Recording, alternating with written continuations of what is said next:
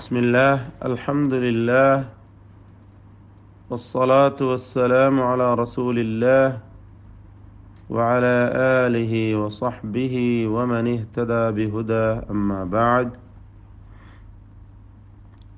ബഹുമാന്യരായ സഹോദരന്മാരെ സഹോദരികളെ, അള്ളാഹുവിൻ്റെ പരിശുദ്ധ ഗ്രന്ഥം പാരായണം ചെയ്യുമ്പോൾ ശ്രദ്ധിക്കേണ്ടതായ പ്രധാനപ്പെട്ട തജ്വീദ് നിയമങ്ങൾ, ഇതൊക്കെ നാം പഠിച്ച് മനസ്സിലാക്കി പരിശീലിച്ചു കൊണ്ടിരിക്കുകയാണ്. ഇതിലേറ്റവും പ്രധാനമായൊരു ഭാഗമാണ് ദീർഘങ്ങൾ മനസ്സിലാക്കുക, ശരിയായ വിധത്തിൽ ദീർഘം നൽകേണ്ട സ്ഥാനങ്ങളിൽ ദീർഘം നൽകുക, ഖസ്ർ ചെയ്യേണ്ട ദീർഘം ഒഴിവാക്കി തബീഇയായ ദീർഘം മാത്രം നൽകേണ്ട സ്ഥലങ്ങളിൽ ആ രീതിയിലും പാരായണം ചെയ്യുക തുടങ്ങിയ കാര്യങ്ങളൊക്കെ നാം മനസ്സിലാക്കി. കഴിഞ്ഞ സന്ദർഭത്തിൽ ദീർഘത്തിൻ്റെ വളരെ പ്രാഥമികമായി അറിയേണ്ട ചില കാര്യങ്ങൾ സൂചിപ്പിക്കുകയുണ്ടായി. ഇനി നമുക്ക് ദീർഘങ്ങളുടെ ഇനങ്ങളിലേക്ക് പ്രവേശിക്കാം. ദീർഘങ്ങളുടെ ഇനങ്ങൾ നമ്മൾ മനസ്സിലാക്കിയതാണ്. ദീർഘങ്ങൾ രണ്ട് വിഭാഗമാണ്. ഒന്ന് ത്വബീഇയായ ദീർഘം, രണ്ട് ഹറക്കത്തിൻ്റെ അളവിൽ മാത്രം നൽകേണ്ടതായ ദീർഘം. മറ്റൊന്ന് കൂടുതൽ ദീർഘം നൽകൽ ആവശ്യമായി വരുന്നതായ ദീർഘം. അത് ഹംസ കാരണമുള്ളവയുണ്ട്, സുക്കൂൻ കാരണമുള്ളവയുണ്ട്. ഇതൊക്കെ നമ്മൾ മനസ്സിലാക്കി കഴിഞ്ഞ കാര്യങ്ങളാണ്. ഇനി ദീർഘങ്ങളുടെ ഇനങ്ങളിലേക്ക് പ്രവേശിക്കുമ്പോൾ ഒന്നാമതായി നമ്മൾ മനസ്സിലാക്കേണ്ടതാണ് അൽ മദ്ദു ത്വബീഇയ്യു അല്ലെങ്കിൽ അൽ അസ്ലി. മദ് ത്വബീഇ, മദ് അസ്ലി എന്നൊക്കെ പറയുന്നതായ ദീർഘം. അടിസ്ഥാനപരം, പ്രകൃതിപരം എന്നൊക്കെയാണ് ത്വബീഇ, അസ്ലി എന്നൊക്കെ പറഞ്ഞ അർത്ഥം. സാമാന്യ ദീർഘം هو المد الذي لا تقوم ذات الحرف إلا به.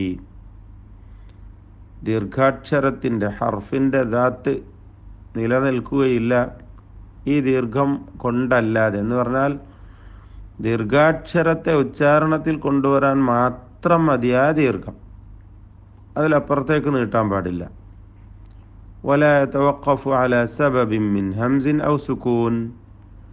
ഹംസ് കാരണമോ സുക്കൂൻ കാരണമോ ആയ ദീർഘമായി കൂടുതൽ ദീർഘം നൽകേണ്ട രീതിയിലുള്ളതല്ല. ഉദാഹരണം പറയുകയാണെങ്കിൽ ഖാലൂ യാ മൂസ, ഇതിൽ അലിഫുണ്ട്, വാവുണ്ട് അല്ലേ? ഖാലൂ യാ മൂസ വയുമദ്ദു ബിമിഖ്ദാരി ഹറകതൈനി ലാ ഗൈർ. രണ്ട് ഹറക്കത്തിൻ്റെ അളവിൽ മാത്രമേ അത് ദീർഘിപ്പിക്കപ്പെടുകയുള്ളൂ, അതിൽ കൂടുതലില്ല. വൽ ഹറകതാനി, രണ്ട് ഹറക്കത്തിൻ്റെ അളവ് എന്ന് പറയുമ്പോൾ അല്ലേ രണ്ട് ഹറക്കത്ത് എന്ന് പറഞ്ഞാൽ ഹിയൽ ഫത്രത്തു സമനിയ്യത്തു ലാസിമത്തു ലിന്നുത്ഖി ബിഹർഫൈനി മുതഹർരികൈനി മുതതാലിയൈനി. തുടരെയായ രണ്ട് ഹറക്കത്ത് നൽകപ്പെട്ട അക്ഷരങ്ങൾ ഉച്ചരിക്കുവാൻ നിർബന്ധമായും എടുക്കുന്ന സമയമാണ്. അതിനാണ് ഹറക്കത്താനി എന്നതുകൊണ്ട് നമ്മളിവിടെ ഉദ്ദേശിക്കുന്നത്. ഉദാഹരണമായി ബ ബ, ഇത് തുടരെയായി ബ ബ, ബ ബു ബു, ബി ബു, ബി ബി ബി. മലയാളത്തിൽ മാത്ര എന്ന് പറയാം. ഒരു ഹറക്കത്തിൻ്റെ അളവ് എന്ന് പറഞ്ഞാൽ ഒരു മാത്ര, ഒരക്ഷരം ഉച്ചരിക്കുവാൻ എടുക്കുന്ന സമയം, അതാണ് ഉദ്ദേശിക്കുന്നത്. അതിൻ്റെ സമയം ഓത്തിൻ്റെ രീതിക്കനുസരിച്ച് അല്പം കൂടിയേക്കാം കുറഞ്ഞേക്കാം. ഇതൊക്കെ നമ്മൾ കഴിഞ്ഞ ക്ലാസ്സിൻ്റെ അവസാനത്തിൽ മനസ്സിലാക്കിയതാണ്. ദീർഘങ്ങൾ വരെ നീട്ടുമ്പോൾ ആ രീതി അനുസരിച്ചാണ് ഹറക്കത്തിൻ്റെ അളവ് പരിഗണിക്കേണ്ടത് എന്നത് നാം സൂചിപ്പിച്ച കാര്യമാണ്. അപ്പോൾ ഇതാണ് അൽ മദ്ദു ത്വബീഇ എന്ന ഒന്നാമത്തെ ഇനം. രണ്ടാമത്തെ ഇനമാണ് മദ്ദുൽ ബദൽ. മദ്ദുൽ ബദൽ ഹുവ കുല്ലു ഹംസിൻ മംദൂദിൻ. മദ്ദുൽ ബദൽ എന്ന് പറഞ്ഞാൽ ദീർഘിപ്പിക്കപ്പെടുന്ന എല്ലാ ഹംസുമാണ്. വഹുവ അതാകട്ടെ ഹാലത്തുൻ ഖാസ്സത്തുൻ മിനത്ത് ത്വബീഇ.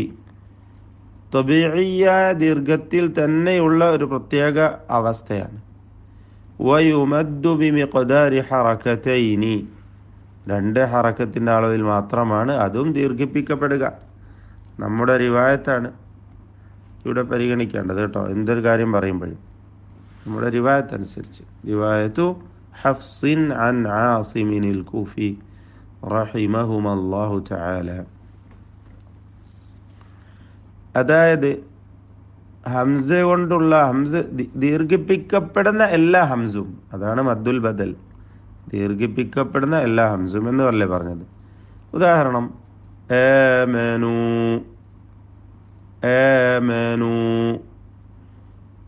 ഇതിന് മദ്ദുൽ ബദൽ എന്ന് പേര് പറയാൻ കാരണം ഇതിൽ ഇബ്ദാൽ സംഭവിച്ചിട്ടുണ്ട്.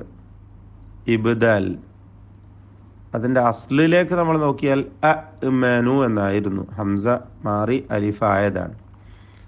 ഹംസ മാറി അലിഫോ വാവോ യാഓ ആകുന്നതിനാണ് ഇബ്ദാൽ ചെയ്യുക എന്ന് പറയാം.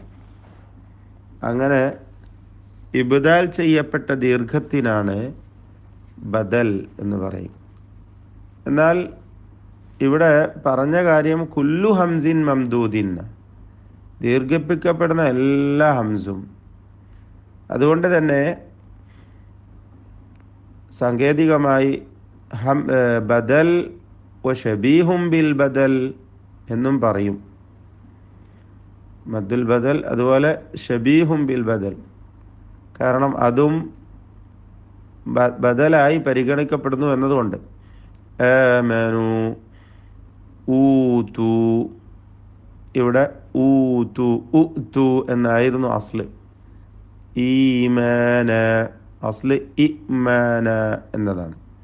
എന്നാൽ ഇതിലേക്ക് ചേർക്കപ്പെടുന്ന ഷബീഹും ബിൽ ബദലായ മറ്റ് ദീർഘങ്ങളാണ് ഇനി പറയാൻ പോകുന്നത്. അൽ ഖുർആൻ, യുറാഊൻ, അൽ ഖാതിഈൻ, റഅ, വജാഉ, ആബാഇ. ഇതൊക്കെ രണ്ട് ഹറക്കത്തിൻ്റെ അളവിൽ മാത്രമേ ദീർഘിപ്പിക്കാൻ പാടുള്ളൂ.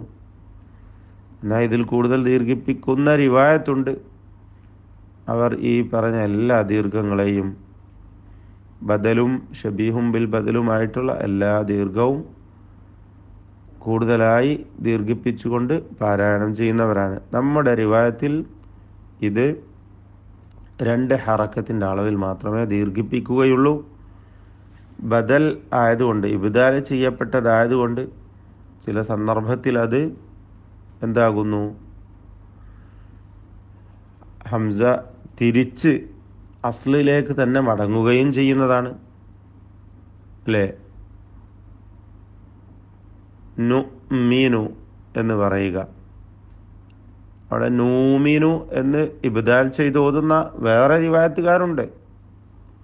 നൂമീനു എന്നാണ്. നമ്മുടെ റിവായത്തിൽ ആ വാവ് അസ്ലിലേക്ക് മടങ്ങി നുമീനു എന്ന് ഹംസയായി മാറുന്നു. അപ്പം അതാണ് ബദൽ പ്രത്യേകമായി എടുത്തു പറയുവാനുള്ള കാരണം. ഒരുപക്ഷെ സ്വാഭാവികമായും ചിന്തിക്കും, എന്തിനാ ഇപ്പോൾ ഇതിങ്ങനെ പറയുന്നു, ഒരു മദ്ദുൽ ബദൽ അധികം പറയേണ്ട ആവശ്യമെന്ത്? ഇത് പറയേണ്ട ആവശ്യമുണ്ട്. നമ്മൾ സൂറത്തുൽ അഹ്ഖാഫിൽ ഓതിയിട്ടുള്ളതാണ്. ഈ തൂനി ബി കിതാബ്, അവിടെ ചേർത്തോതുമ്പോൾ ഫിസ്സമാവാതി തൂനി, സൂറത്തുൽ അഹ്ഖാഫിൻ്റെ തുടക്കത്തിൽ അവിടെ മദ്ദുൽ ബദൽ മാറി ചേർത്ത് വായിക്കപ്പെട്ടപ്പോൾ ഹംസയിലേക്ക് ആ യാ മാറി സാക്കിനത്തായ ഹംസ ഉച്ചരിക്കുന്ന അവസ്ഥയാണ്. ഫിസ്സമാവാതി തൂനി എന്ന്. അപ്പം അതുകൊണ്ട് ബദലിനെ കുറിച്ച്, മദ്ദുൽ ബദലിനെ കുറിച്ച് അറിയൽ നിർബന്ധമാണെന്നർത്ഥം. അടുത്തതാണ് മദ്ദുൽ ഇവദ്. മദ്ദുൽ ഇവദ് പകരം എന്നാണ്. അവദ, ഇവദ്, തഅവീദ് എന്നൊക്കെ പറഞ്ഞാൽ നഷ്ടപരിഹാരത്തിനൊക്കെ തഅവീദ് എന്ന് പറയും അല്ലേ. ഹുവ തഅവീദു അൻ തൻവീനി നസ്ബി. നസ്ബിൻ്റെ തൻവീനിന് പകരം കൊണ്ടുവരലാണത്. ഹാലത്തുൽ വഖഫ്, വഖഫിൻ്റെ സന്ദർഭത്തിൽ. ബി അലിഫിൻ തുമദ്ദു ബി മിഖ്ദാരി ഹറകതൈൻ, 2 ഹറക്കത്തിൻ്റെ അളവിൽ മാത്രം ദീർഘിപ്പിക്കപ്പെടുന്ന ഒരു അലിഫിനെ പകരം കൊണ്ടുവരിക. വയുൽഹഖു ബിത്തബീഇ, അതുകൊണ്ട് മദ്ദുൽ ഇവദ് തബീഇയിലേക്ക് ചേർക്കപ്പെടുന്ന ഒരു ദീർഘമാണ്. ഇതുവരെ നാം മനസ്സിലാക്കിയത് 3 എണ്ണമല്ലേ. ഒന്ന് തബീഇ തന്നെ, രണ്ടാമത്തേത് മദ്ദുൽ ബദൽ, മൂന്നാമത്തേതാണ് മദ്ദുൽ ഇവദ്. ഇതൊക്കെയും തബീഇയിലേക്ക് ചേർക്കപ്പെടുന്നവരാണ്. അപ്പോൾ എന്താണ് അതിൻ്റെ ഉദാഹരണം? അലീമൻ എന്ന നസ്ബിൻ്റെ തൻവീനിനെ എന്താക്കണം? യൂഖഫു അലൈഹ അലീമ, അലീമ അത്രമാത്രം നീട്ടി നിർത്തുക. അഹദൻ അതിന്മേൽ നിർത്തേണ്ടത് അഹദ. മാഅൻ നിർത്തുമ്പോൾ മാഅ. ദുആഅൻ ദുആഅ എന്ന് അലിഫ് കൊണ്ട് തൻവീനിനെ മാറ്റി അലിഫാക്കി 2 ഹറക്കത്തിൻ്റെ അളവിൽ ദീർഘം നൽകണം. ഇവിടെ നമുക്ക് അതിൻ്റെ ഉച്ചാരണം പഠിപ്പിച്ചു തരാൻ വേണ്ടിയാണ് ഇങ്ങനെ എഴുതിയിട്ടുള്ളത്. യഥാർത്ഥത്തിൽ ഹംസ തൻവീൻ ബിൻ നസ്ബ് തൻവീൻ കൊണ്ട് ഹംസ അവസാനിക്കുമ്പോൾ ഹംസക്ക് ശേഷം എന്തെഴുതുകയില്ല? അലിഫ് എഴുതുകയില്ല.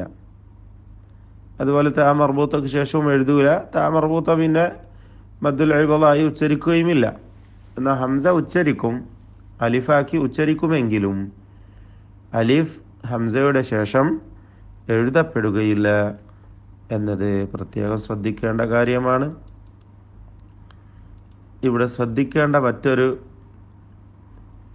നോട്ട് ചെയ്യേണ്ട ഒരു വിഷയമുണ്ട്. തംബീഹ് ലാ യുഅവ്വദു അൻ തൻവീനി നസ്ബി ബി അലിഫിൻ ഇദാ കാന അലാ ഹാഇ തഅനീസിൻ ബൽ യുഹ്ദഫു തൻവീനു വയൂഖഫു അലാ ഹാഇ തഅനീസി ബിസ്സുകൂൻ. നഹ്വു, അതായത് ഹാഉ തഅനീസിലാണ് തൻവീനിൻ്റെ നസ്ബിൻ്റെ തൻവീൻ ഉള്ളതെങ്കിൽ, ഹാഉ തഅനീസിലാണ് നസ്ബിൻ്റെ തൻവീൻ ഉള്ളതെങ്കിൽ അവിടെ അലിഫാക്കി മാറ്റി ഉച്ചരിക്കുകയില്ല. മറിച്ച് വഖഫ് ചെയ്യുമ്പോൾ അതിനെ ഹാ തന്നെയാക്കേണ്ടതാണ്. ഷജറത്തൻ, തൻ എന്നുള്ള ആ തായിന് പറയുന്ന പേരാണ് ഹാഉ തഅനീസ്. ആ തായിൻ്റെ പേര് തന്നെ ഹാഉ തഅനീസ് എന്നാ. താ മർബൂത്ത എന്ന് നമ്മൾ പറയുന്ന റൗണ്ട് ആയിട്ടുള്ള താ. അവിടെ വഖഫ് ചെയ്യൽ എങ്ങനെയാ? വശജറത എന്നല്ല, വശജറ. ജന്നതൻ എന്നടുത്ത് വഖഫ് ചെയ്യേണ്ടത് ജന്ന എന്നാണ്. ഇവിടെ ചിലർക്കെങ്കിലും അബദ്ധം പറ്റുന്ന ഒരു ഭാഗമാണ് സൂറത്തു ആല ഇമ്രാനിൽ ഇല്ലാ അൻ തത്തഖൂ മിൻഹും തുഖാ. അവിടെ തുഖാ എന്നുച്ചരിക്കേണ്ടടുത്ത് തുഖാത എന്ന് അബദ്ധത്തിൽ ചിലർ ഓതി പോവാറുണ്ട്. അത് ശ്രദ്ധിക്കേണ്ടതാണ്. തുഖാ എന്നാണ് നിർത്തേണ്ടത്. പ്രത്യേകം ശ്രദ്ധിക്കുക. ആല ഇമ്രാൻ 28-ാമത്തെ വചനത്തിലാണതുള്ളത്. ഓക്കെ, ബാറക്കല്ലാഹു ഫീക്കും. വസ്സലാമു അലൈക്കും വറഹ്മത്തുള്ളാഹി വബറകാതുഹു.